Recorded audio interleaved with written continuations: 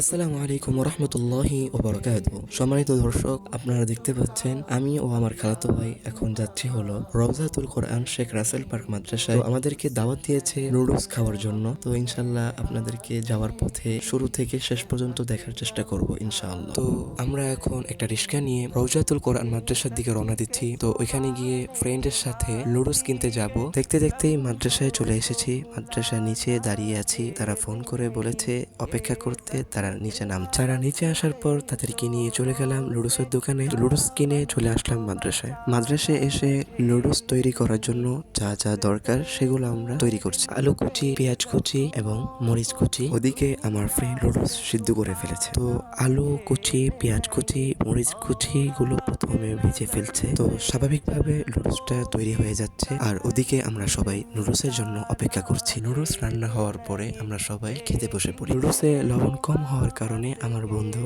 লবণ দিচ্ছে। তারপরে আমরা সবাই মিলে আনন্দের সাথে খাওয়া শুরু করি। আলহামদুলিল্লাহ শান্তিভাবে আমরা নুডলসটা খাচ্ছি। খাওয়া শেষে আমি আর আমার খালাতো ভাই আবার বাসায় চলে যাচ্ছি। সবাইকে আল্লাহ হাফেজ। আসসালামু আলাইকুম ওয়া রাহমাতুল্লাহ।